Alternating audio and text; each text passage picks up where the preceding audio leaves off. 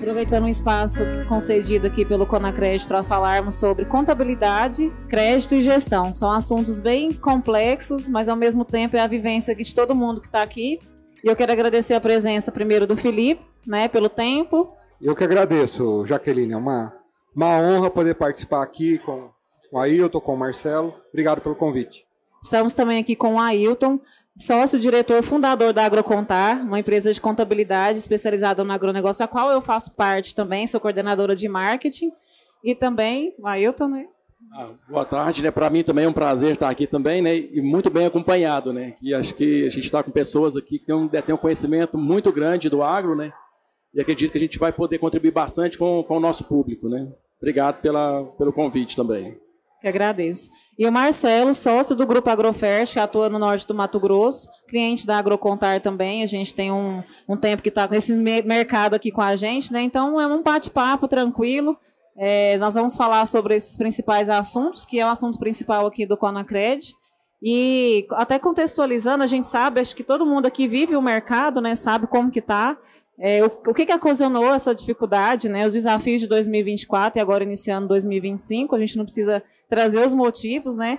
Mas a gente sabe que tem um caminho a seguir, né? A gente sabe que dá para melhorar, só precisa fazer alguns ajustes, né? E aproveitar as oportunidades que o mercado vai trazer para a gente. Então, começando pelo Felipe, que é especialista de crédito. Felipe, eu queria saber como o mercado enfrentou as políticas de crédito mais rigorosas em 2024 e quais as principais mudanças nas políticas de crédito para o setor do agro em 2025.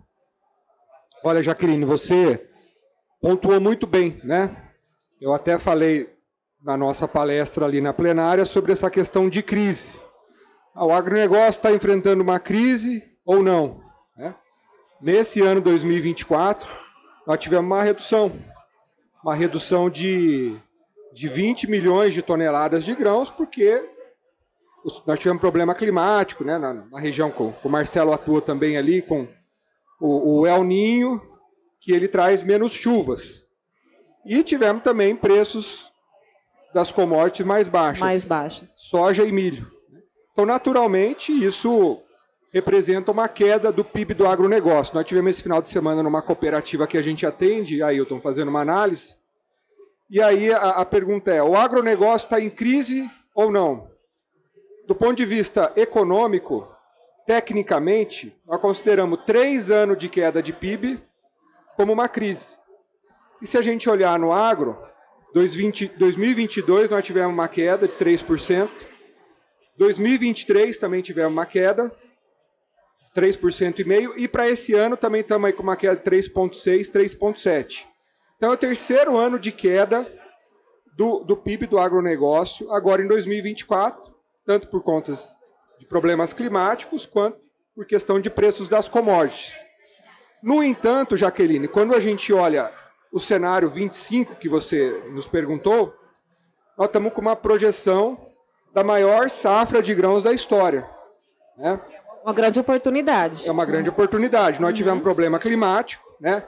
Para esse ano, o padrão predominante, segundo os meteorologistas, é um padrão de laninha com uma neutralidade, e historicamente isso traz anos de boas produtividades.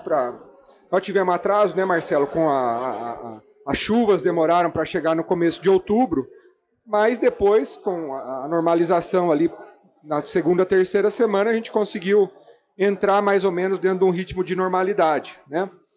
Então, assim, as expectativas hoje para 2025, elas são positivas em termos de produção, mas a interrogação que fica aqui é a questão do preço, né, Ailton? Que aí é onde a gente vê lá no balanço da revenda e do produtor que o negócio pega, né? E aí até o Marcelo também pode contribuir também, né, Marcelo? Assim, porque como a gente olha mais pela questão financeira, né, dos números, né, de faturamento, essa questão toda de custo, né, a gente vê que o agro ele passou por uma certa turbulência. E assim, e acho que para surpresa de todos, às vezes o pessoal não fala isso, a turbulência não é de agora. A turbulência foi lá em 2020, 2021 e 2022 que o negócio subiu muito, né? Subiu muito de preço, então assim, foi um ano atípico para bom. Estocagem. Sim, foi um ano ativo para bom, né, Marcelo? Foi quando as revendas tiveram maior resultado, né, maior faturamento, né? Não só as revendas, o produtor também, né, ele teve muita lucratividade nesses anos. E acabou descasando agora, né? Então, muitos também fizeram dívidas pensando que o soja ia permanecer 180, 200 reais, né? E agora a conta está chegando, né? E assim, o engraçado é porque, assim, como a gente estava passando por uma pandemia, né? E o agro bombando, na verdade, né? Com os melhores anos, né? E aí parece que o pessoal pensou que aquilo ali ia perdurar, né? Que aquilo ali era normalidade. E, na verdade, né, Felipe, assim, como que a gente está vendo ali essa questão de quebra de safra aí também, né? E tudo que aconteceu, né? Guerra na Ucrânia, né? Questão de aumento dos preços. As RJs. Algumas RJs, né? Que é consequência disso, né? Que vieram à tona. Então, assim, a gente acredita no pensamento nosso, se a gente for analisar friamente, o agro ele está fazendo um ajustamento de base ali, né?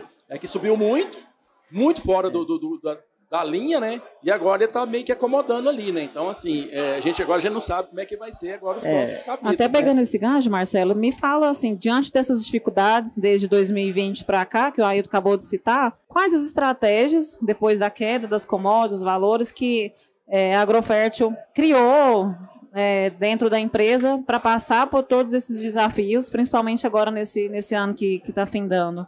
Eu costumo falar que esse é um ano que as abóboras estão se assentando na carroça, né? No andar da carruagem, porque o agro sempre ele é cíclico, né? Ele tem seus momentos de alta e de baixa, é normal isso no agro, né? E esse é um ano de turbulência, onde que está se assentando. Para a próxima safra, né? Como o Felipe já nos disse, a perspectiva já é muito melhor, o custo já normalizou, baixou, o custo está bom para o produtor, o preço das commodities voltou ao que era um padrão normal, né?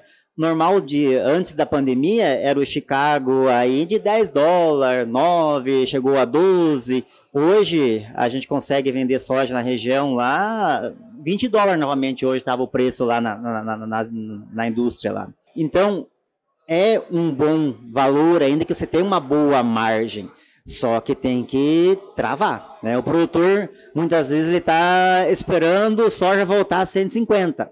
Não vai. Infelizmente, com uma perspectiva de uma grande safra que nós temos, e como está correndo o mercado, é muito difícil. Então, tem que, principal, ir fazendo o hedge, né? A gente, como revenda, a gente faz esse serviço de casa, trava, não corre esse risco, né? Vai travando, vai lá, fecha com o produtor, já vou lá e corro e fecho na trade, o barter, para não ficar no risco dessa oscilação da commodity, né? Câmbio também, não cruzamento de moedas, você comprou em reais, fecha em reais, dólar, né? Que é fazer o feijão com arroz bem feito para poder passar essa turbulência. Agora, o que a gente tem visto, Marcelo, aproveitando que você falou sobre a rentabilidade, porque nós temos produtores e produtores, né? Isso. E a gente costuma fazer um exercício com os nossos clientes, Jaqueline, que é produtor de soja. Nós temos produtor que tem área própria, temos produtor que tem arrendamento. É uma conta que a gente tem que colocar, né? Eu estou no fluxo. Uma conta pesada, né? O arrendamento. Uma conta pesada. Eu fiz uma simulação esse fim de semana com um cliente de 15 sacas de soja por hectare. Falou, aqui está baixo. Aqui é a região mais sudeste, né, do Mato Grosso. Aqui estamos fazendo 22, 23 sacas. E arrendamento no milho safrinha ainda, que antigamente não tinha muito. Hoje tem.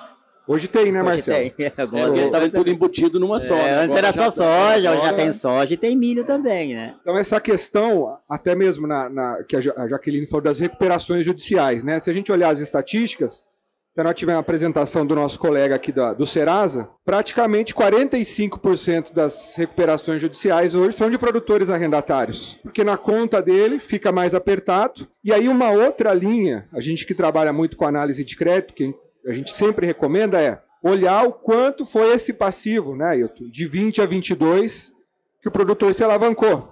Trocou muito trator, colheitadeira, maquinário. Hoje ele precisa vender muito mais saca de soja e milho para pagar aquela prestação. Então isso faz parte dos indicadores o que os bancos e investidores analisam para liberar o crédito, para conceder o crédito. Né? Então até o passivo que ele tinha 2 anos atrás, ele tem que analisar. Não, né? Só a gente mesmo está bem mais rigoroso nessa análise de crédito. Né? Então hoje a gente tem 2, 3 plataformas que nos auxiliam Um cliente de casa é tranquilo. Agora, o cliente novo, a gente é bem mais rigoroso também. Eu pego lá um Bacen do cliente, eu pego uma análise mais rigorosa no âmbito judicial, no âmbito de protestos, né? Então, a gente acabou tendo esse cuidado um pouco maior, né? Porque o cliente, o ano passado, ele estava com uma saúde financeira boa. O ano que vem, se ele está com uma alavancagem boa e não produzir... E aí entra a contabilidade, né, Ailton? E assim também o que o Felipe falou também, nessa questão de ver a alavancagem do cliente, né?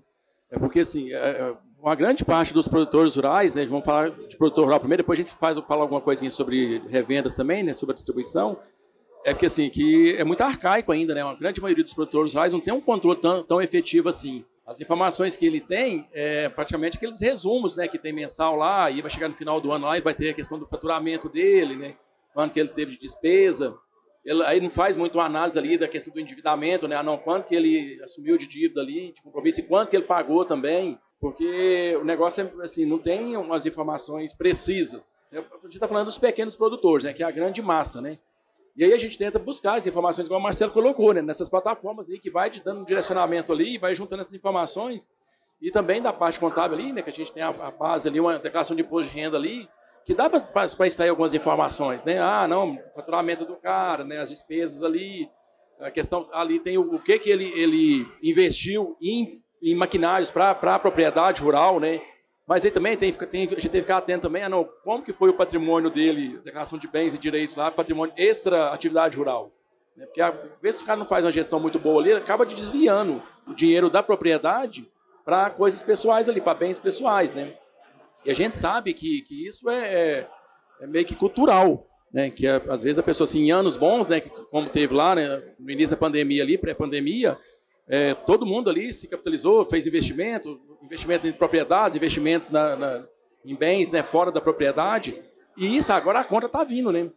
Está vindo com a questão da quantidade de inadimplência, né, que tem na distribuição, né, que é um reflexo disso, né, dessa questão do produtor, né, e o próprio produtor mesmo, com a questão das recuperações judiciais, né. Então, assim, parece que é um conjunto, o pessoal fala que é uma tempestade perfeita, né, que ocasionou isso, né, alta de preços, baixa do valor das commodities, né, alta do custo, né, dos insumos, e isso não se conserta numa safra.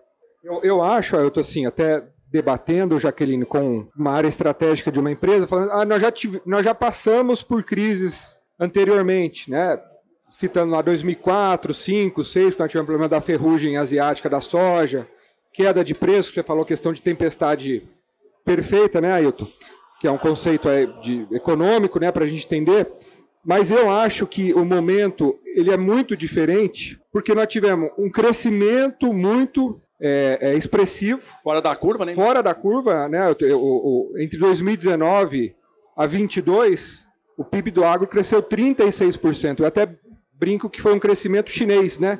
Se olhar a economia da China cresce a 8, 9, ou o que a gente cresceu na década de 70, quando a gente tinha o governo militar investindo em infraestrutura.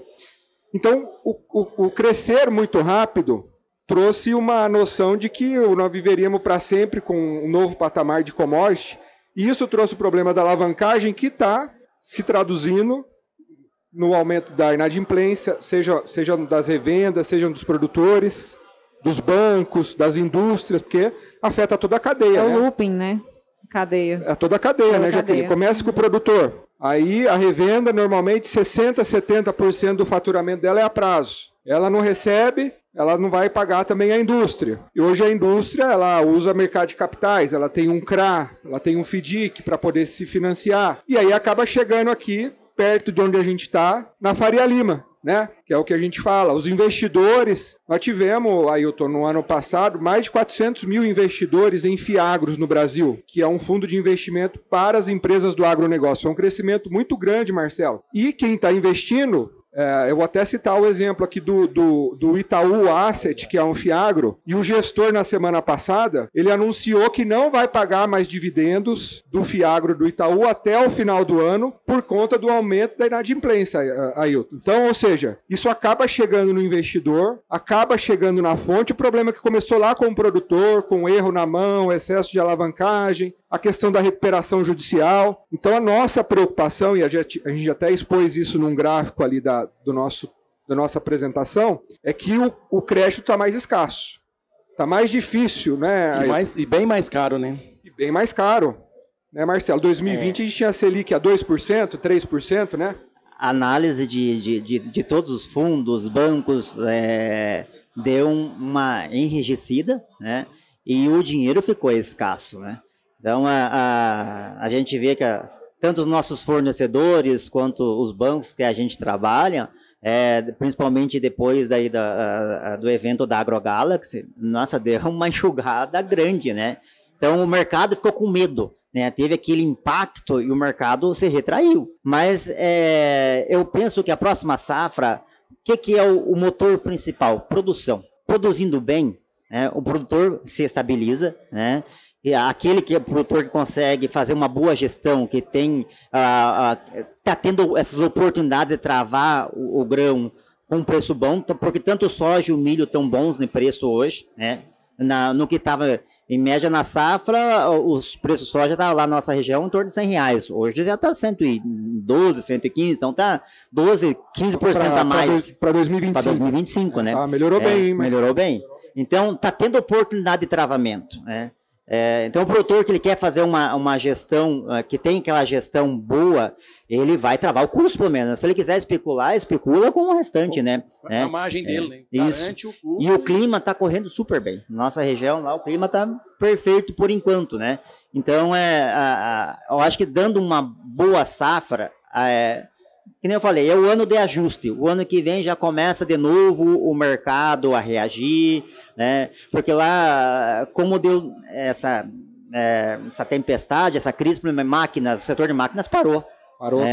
Caiu 30%, Marcelo. A Abimac, as associadas, venda de trator e colheitadeira. Isso. Nós temos uma empresa de máquinas também lá no nosso segmento, tá saindo negócios pontuais, né? Mas que teve um aquecimento também muito grande, né? Quando estava naquele êxtase, né? Todo mundo comprando máquina, trocando máquina, né? E agora deu uma o produtor segurou, mas a partir da safra que vem, que tem essa boa produção, eu acho que vai voltar à normalidade. Aí, e assim, é tão impressionante, pessoal, porque a gente tem algumas informações dentro da Agrocontar também, né? Que a gente tem alguns gráficos lá, que até amanhã a gente vai apresentar aqui, né? Tem uma apresentação aqui dentro do Conacred também, que 2023 foi o primeiro ano da série estoque que a gente tem lá de 2019 para cá, foi o primeiro ano que o faturamento, ele diminuiu em relação ao ano anterior. Sempre que vem com crescimento de 2019, 2020... De 23 para 22... De 22 para 23. 22 para 23 foi o primeiro ano que teve a queda, Isso. né? Então agora, por exemplo, o desafio, né, como que vai ser esse agora, nesse ano de 2024, né? Se ele vai estabilizar ali, né, igual praticamente 2023, ou se ele vai continuar tendo uma queda ali, né?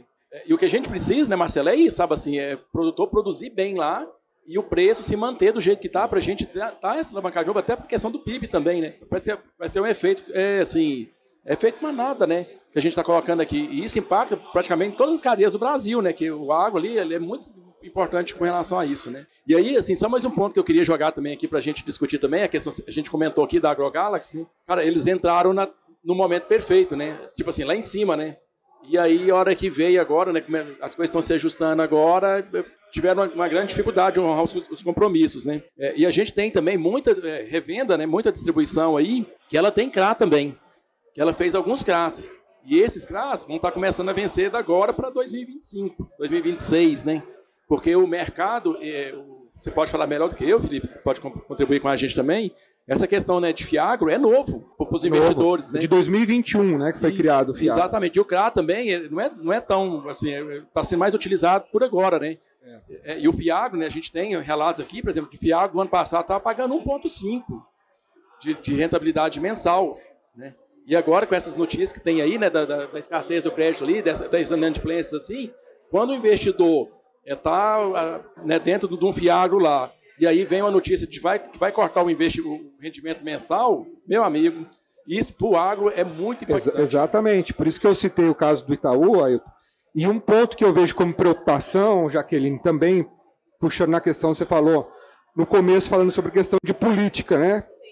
A gente não pode deixar de falar do agro sem falar de política econômica, porque estamos falando de câmbio, estamos falando de taxa de juros, e hoje a principal preocupação, né, Ailton, é o déficit fiscal, sim, é o arcabouço fiscal brasileiro. Então, quando teve a pandemia, todo mundo subiu juros no mundo inteiro. Não foi só no Brasil. Os Estados Unidos subiram juros, a União Europeia subiu taxa de juros, justamente para conter a taxa de inflação, né? A pandemia ela trouxe uma inflação em países onde não existia, nos Estados Unidos, nos países da Europa. E agora, na própria semana passada, a gente gravou um vídeo falando sobre isso, Jaqueline. Na semana passada, aqui no Brasil, o Banco Central subiu a taxa de juros para 11,25 ao ano. 25. E o Fed, lá nos Estados Unidos, reduziu a taxa de juros. Então, nós estamos indo na contramão dos demais países do mundo, justamente porque nós temos um governo que não tem mostrado compromisso com a política fiscal. E qual que é a consequência de uma política fiscal deficitária? Taxa de juros alta. E aí muda muito o balanço, né, Ailton? Porque sim, se a gente tem taxa Selic alta, Tesouro Direto pagando uma alta remuneração, o investidor vai falar, bom, eu vou colocar no Fiagro dinheiro que não está mais me pagando dividendo. Seguro. Que tem essa oscilação toda, né? Porque fica na memória do investidor. Bom, até 22, excelente. Estava pagando alto dividendo, alta rentabilidade, mas 23, 24, eu já vi aqui que o meu gestor já está cortando dividendo. E eu estou olhando aqui a taxa Selic, que eu conversei com um colega do Itaú, que, segundo a visão dele, nós temos espaço para chegar até 15% ao ano na taxa Selic. Né? A maioria dos economistas está falando de 13% a 13,5% para o ano que vem. Sendo que a previsão era para baixa, né? A previsão ano passado, era, né? Exatamente, para voltar para 9%, né? Então isso assim, isso afeta toda a liquidez do setor e o crédito, que a gente depende de crédito para trabalhar, né? Ô Felipe, assim, é tão complicado e tão complexo, né? Porque o Brasil, ele tá, desde janeiro, ele está vindo batendo recorde de arrecadação. Todo mês ele está vindo batendo recorde de arrecadação. Porém, né, o governo está gastando mais do que esse aumento. Então, essa questão aí do ajuste, aí, questão aí tem 3 semanas, né, que tá para sair aí, está tentando buscar ali aonde que ele vai conseguir cortar, né, os gastos ali, e não está conseguindo, e ele está naquela perspectiva assim, sabe, assim, de que se ele cortar alguma coisa muito alta, já tem um descrédito assim do mercado, sabe? Então, se ele vier com uma coisa muito astronômica ali, o mercado já vai saber que não vai passar no Congresso, que não vai... Então, assim, às vezes, até por isso que ele está segurando um pouco essa informação do ajuste. Porque já tem um descrédito muito grande. Tanto é assim, que o dólar, teoricamente, era para o dólar estar baixando, porque nós aumentamos a taxa de juros. Sim. Né? Então, é um processo inverso ainda. Era exatamente, era para estar valorizando a nossa moeda, né? Exatamente. A gente está com o dólar fechando aí a 5,75, 5,80, né, patamares aí de pré-Covid, né? E assim, e a gente não está vendo o mercado, ele tem um termômetro dele, né? E o governo, infelizmente, por exemplo, assim, toda essa complexidade aí da taxa de juros aumentando, né, da questão do dólar, o reflexo disso não é do exterior. Porque no exterior, você fala assim, os Estados Unidos já está começando a cortar, na União Europeia também tem desculpa de cortar, mas até uma dúvida minha, a eleição dos Estados Unidos agora, o impacto dela aqui no Brasil, eu queria que vocês falassem como especialistas, não agora, né, de imediato, mas nesses próximos 4 períodos aí de governo do Trump. Tá. Então, assim, só para fechar essa questão do coisa... depois eu posso falar. Depois você entra nessa e a gente volta. Então, assim, essa questão, por exemplo, hoje o problema do Brasil, infelizmente, aqui não é tomando partidarismo, não é governo de esquerda ou de direita, mas o problema hoje do Brasil é os gastos fiscais. Exatamente, esse é o problema. Então, assim, enquanto a gente não resolver isso, pode fazer o que for, pode aumentar a taxa de juros, a inflação vai vir, vai subir, já tem previsão para ela estourar a meta do ano que vem. Então, infelizmente, a gente tem que fazer o dever de casa. Sem ficar esperando que venha de fora, né? Exatamente. A solução, né, Marcelo? Isso, nós, como empresário, a gente sente na pele, né? Que se torna o crédito muito mais difícil e muito mais caro. E crédito caro, fica difícil de você rodar o negócio, né? Você colocar na ponta e pegar. Então, a gente acaba sofrendo muito com essa instabilidade política, reflete totalmente da vida do empresário. Exatamente. Então, a gente tem um desafio grande pela frente para fazer o dever de casa, né? E eu acredito que vamos continuar com esse desafio para o ano que vem, né? Porque a gente não vê perspectiva de melhorar. Exatamente. Sabe? Então, e aí, por exemplo, tem essa questão, né, que igual a Jaqueline colocou, que tem esse movimento Trump aí também, né? Direita avassaladora, né? Ele vai fortalecer, teoricamente, né, a política dele é de fortalecimento da política interna dele, né? Então, vai criar tarifas ali para a China, né, para os outros países ali também, uma forma de proteger os Estados Unidos, né? Isso, por exemplo, a gente sabe também, por exemplo, que os Estados Unidos já tem um custo alto já, né, para produzir commodities lá, bem mais alto, dos produtos dele lá, bem mais alto que a China. Então, por exemplo, se ele for taxar esses produtos de fora aí, dos outros países, ele vai ter um aumento aí de custo ainda maior ainda dentro dos Estados Unidos, né? E isso vai gerar inflação também. Exatamente. Sabe? Então é complexo, né? A gente, assim, né, o efeito Trump traz uma série de consequências que a gente gosta até de repartir essa resposta, né, Jaqueline? Que, primeiro, como o próprio Ailton disse, ele tem uma política mais protecionista, né? América para os americanos. Isso ele já fez no primeiro governo dele, que é diminuir as exportações, principalmente de soja e milho, para a China. Caso isso volte a acontecer, e é provável, né, por conta da guerra comercial e do protecionismo ao mercado interno, isso é uma oportunidade para o Brasil. É uma oportunidade, né? A China vai ter que buscar isso, né? Exatamente. Você tem um deslocamento, né, Marcelo? A gente estava comentando aqui a questão do etanol, né? Mas você tem um deslocamento da demanda chinesa que antes estava para os Estados Unidos para o Brasil. Então, aumentam os prêmios no mercado interno, mesmo Chicago mantendo os mesmos valores, a gente melhora o preço aqui no mercado interno. Chicago pode ser que caia, né, um pouco, porque Chicago é essencialmente demanda americana. Então, a demanda sai de lá, vem para cá, Chicago desce. Mas, em compensação, o prêmio aqui também ajuda bastante. Ajuda bastante. E o prêmio já está positivo nessa safra. A safra passada, nós tivemos a safra inteira com os prêmios negativos. Já chegou no início da safra a 200 negativo, né? Hoje está 40, 45 positivo, né? Então, nós tivemos uma inversão questão dos prêmios.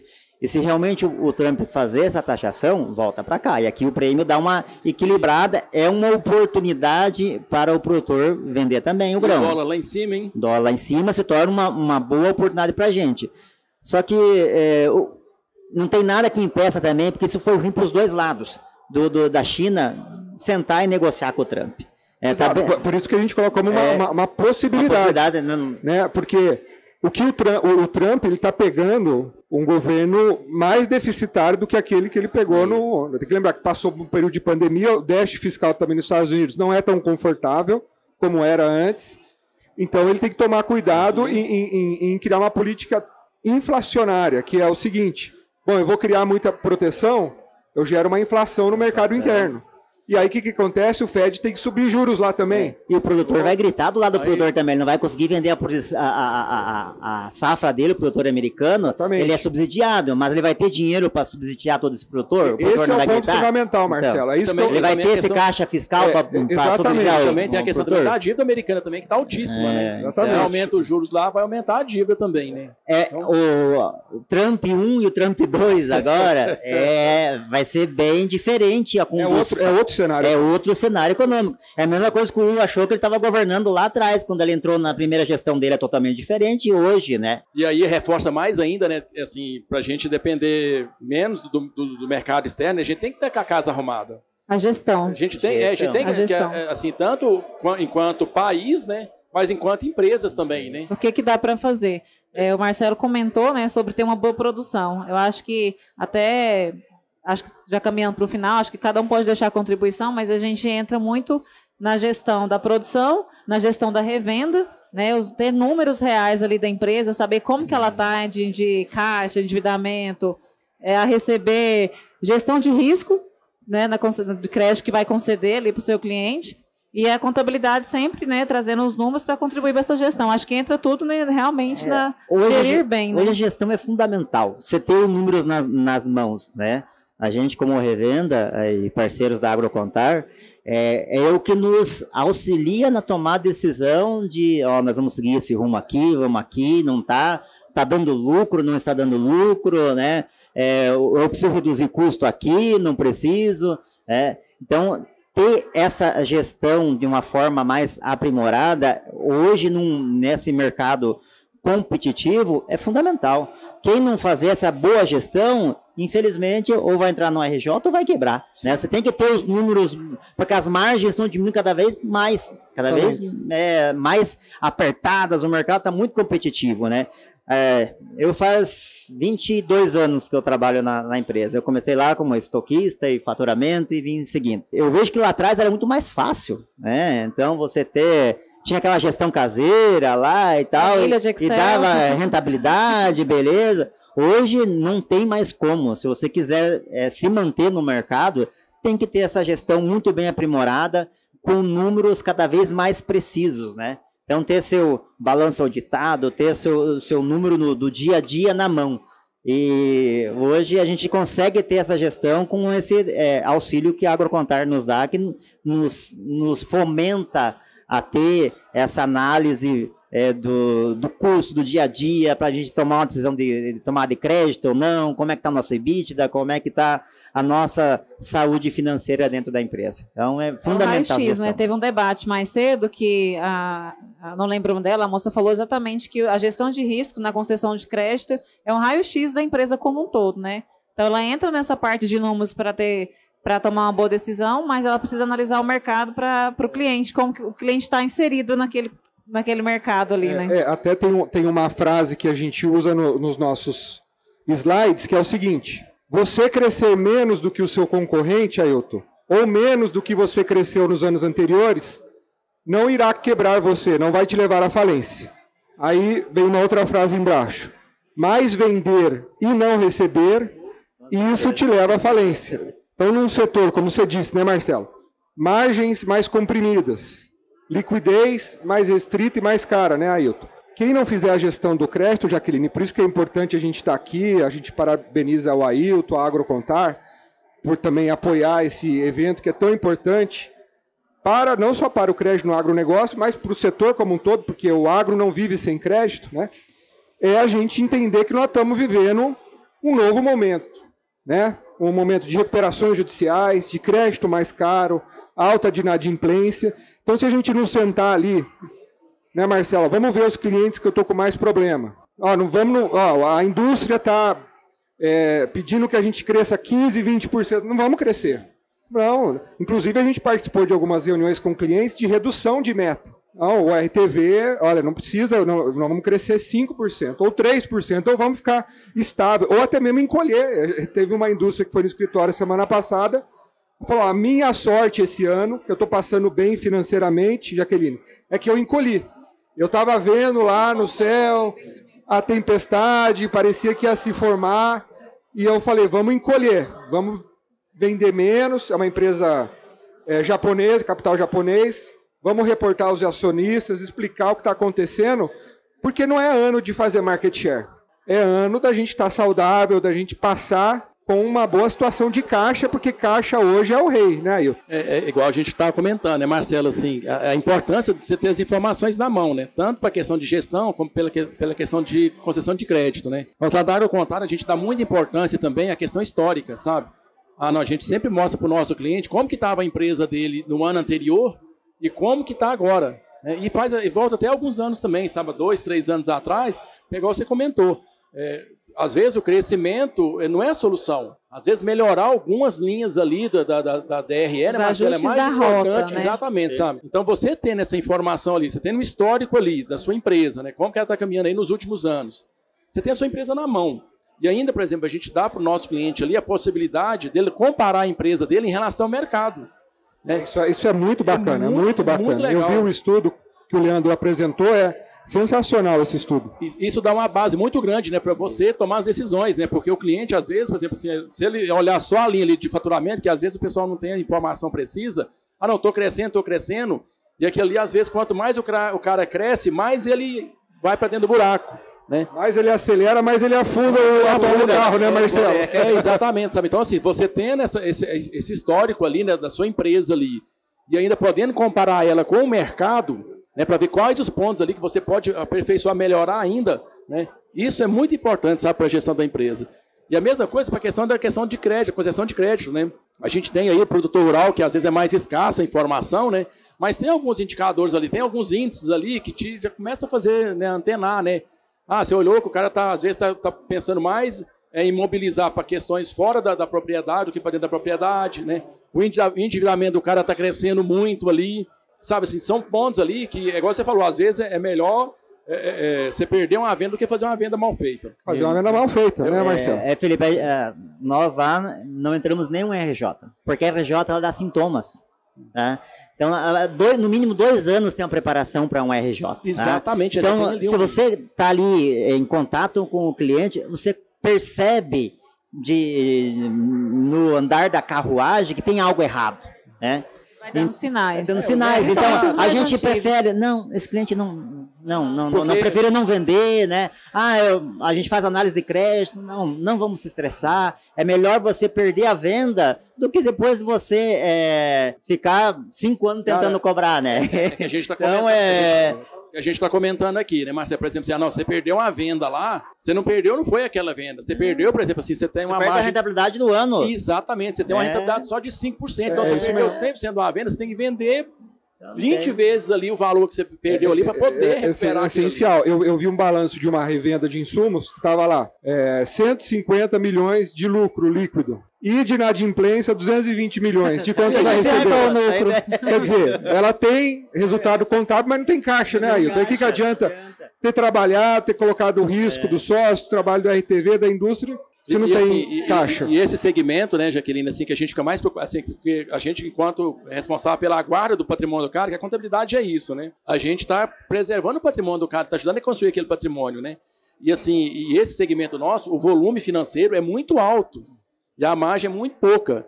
Então, por exemplo, um insucesso aí não vai só a empresa do cara, não. Vai o patrimônio do cara todinho. E às vezes não dá tempo do cara recuperar isso de novo. Você sempre falou isso, né? 1% é muito no agro, né? Pra vocês terem uma noção, né, Agrocontar, o ano passado a gente trabalhou com mais de 18 bilhões de faturamento dos nossos clientes. Cara, isso é muita coisa, né? Então a responsabilidade nossa é muito grande. E a gente fala para o nosso cliente, às vezes a gente preocupa com o cliente, né, Marcelo, assim, mais do que o próprio cliente, que às vezes o cliente não tem noção do que está acontecendo, né? E a gente fica ali em cima, ali tentando, né, cercar de todos os jeitos, sim, municiar de todas as informações. A gente teve caso, assim, de cliente, né, que contratou a gente para fazer o trabalho, depois de 8 meses que a gente estava lá, o cara resolveu pedir recuperação judicial, a revenda. Porque ele não dava conta de pagar, mas como ele estava só no movimento ali financeiro, ali, o buraco ali muito grande, e tirando aqui, né, pegando financeiro, recebendo conta de um cliente aqui, pagando de outro fornecedor aqui, fazendo a operação financeira ali, a hora que o cara viu, falou, nossa senhora, ou seja, ainda o cara conseguiu salvar ainda, né? Opa, não, é aquela situação, cara, é melhor a gente reduzir, né, estabilizar, fazer venda segura para não perder, né, para ter margens boas ali, porque o cenário ainda está um pouco nebuloso ainda. A gente tem muitos desafios aí pela frente. Então, nem sempre reduzir é ruim. Exatamente. Deixar de faturar não quer dizer que você vai lucrar menos. Se a sua margem melhorar e você diminuir na inadimplência... Né? Na verdade, tem que fazer vendas saudáveis. Não adianta vender por vender, porque a indústria põe a pressão para... tem cumprimento, não vai ter o rebate, não vai ter lá e tal. Aí entra lá, o vendedor encarna, o primeiro que ele encontra, ele vende. Não. Por isso que é importante hoje a área de crédito. Né? O crédito tem que aprovar. O crédito aprovou, passou pelo comitê de crédito, tá ok. Não é ainda 100% seguro, né? Porque hoje às vezes pode estar bom, amanhã não, mas pelo menos você tem um pouco mais de garantia que a venda vai ser concretizada, porque a venda só se concretiza no autorrecebimento. E tem uma coisa, e a gente vende um ano antes, né? Exatamente. O vendedor vai levar o pedido para o outro ano, mas concretiza no recebimento. Tem essa questão, igual que acontece muito isso, né? Às vezes a Mold, né, te tenta fazer a maior venda possível ali, tentando seduzir com o rebate, né? Mas depois ela te analisa com a sua rentabilidade, com o seu índice de liquidez. Aí ela no outro ano não te dá mais produto, né? Não te dá o crédito mais. Ela criou a própria armadilha que você caiu e depois não sai dela. Exatamente, sabe? Então, por isso que, assim, quem tem que administrar a sua empresa é você. Né, Marcelo? Você que sabe ali onde que tem. Você tem que ter as informações, você tomar uma decisão. É seu patrimônio que está ali. O que você tem que analisar? Não deu para ganhar o rebate esse ano? Não deu. Beleza, tá bom. Mantém a sua margem, pronto ali, faz o que é o dever de casa, faz sua gestão, né, bem feita para não cair nessas armadilhas. E às vezes o rebate nem não vem para a empresa, né? Vai direto para os vendedores também, né? Tem isso também. Né? A gente já caminhando para o final, né? A gente sabe aí que 2024 foi desafiador, 2025 pode continuar desafiador, mas tem oportunidade. Então, ajustando a rota, né, contando com especialistas no crédito, contando com contabilidade especializada, com bons gestores, né, para conduzir os negócios, a gente tem uma oportunidade de alavancar novamente esse segmento aí e seguir crescendo, dando longevidade para o agronegócio, né? Só para a gente finalizar, eu queria que você deixasse uma contribuição, um fechamento para a gente, né, como nessa área de concessão de crédito, a Ailton como contabilidade e você como gestor especializado aí, uma empresa muito renomada no Mato Grosso, na Agrofert.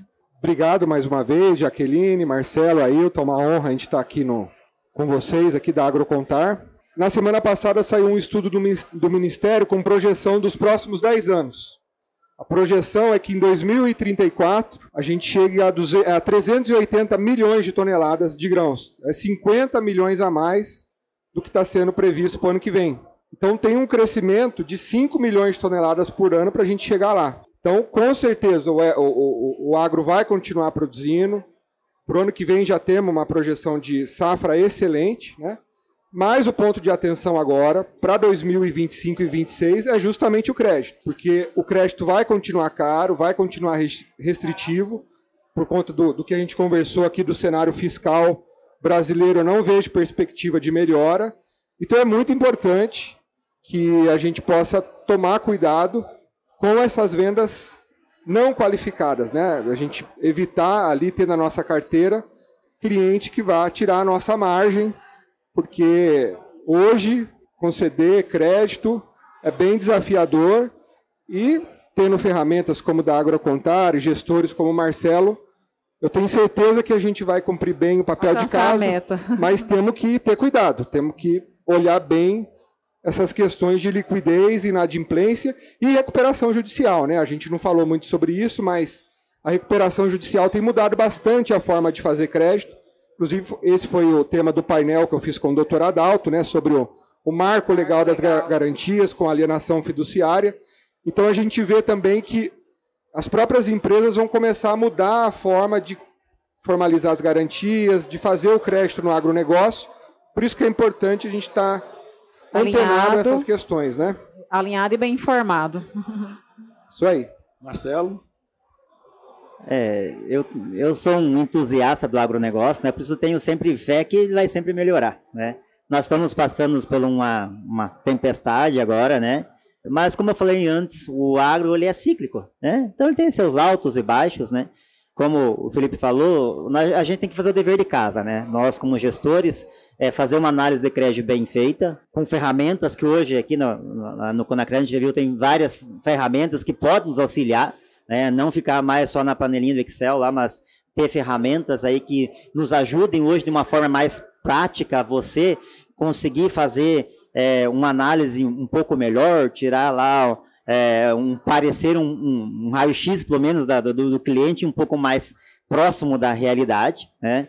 Para que a gente não caia nessas armadilhas de conceder o crédito e ficar depois não receber, né? Porque a inadimplência realmente é o que é o grande calo do nosso setor, né? Se você ficar aí nós comentamos um cliente só pelo valor grande de volumes, né? Você perde a rentabilidade de um ano inteiro. Então, fazendo essa lição de casa e tendo uma boa gestão de crédito, com as ferramentas que nós temos, são inúmeras disponíveis hoje, eu acho que a gente vai passar por essa tempestade, vamos ter a previsão de uma boa safra, então já começa a normalizar. Só que isso nos gera um aprendizado, né? Para a gente estar sempre olhando o crédito sempre de uma maneira mais profissional, algo que até então, por não passar essas dificuldades, o crédito na empresa lá era o último que olhava, hoje não. Hoje ele faz parte fundamental da automatização. Tão importante quanto comercial, né? Tão importante como vender. Antes, até a gente brinca com o pessoal do comercial, que até era o comercial que mandava, né? O comercial era que fazia a venda e fazia o trem rodar. Para hoje não, hoje o crédito barrar o comercial não vende, né? Então é tão importante quanto o comercial, realmente. E da minha parte, eu queria agradecer o pessoal do Conacred, né, por ter nos convidado para participar do evento, né? Um evento importantíssimo, como a gente está observando aqui. E assim, acho que o que eu deixo aqui, né, de dica são para os produtores rurais, né? E para os empresários, né, da distribuição. Lá na Agrocontar a gente atende tanto o produtor rural quanto os empresários da distribuição. E assim, falar para eles, né, os dois, é que, cara, não transfira a responsabilidade.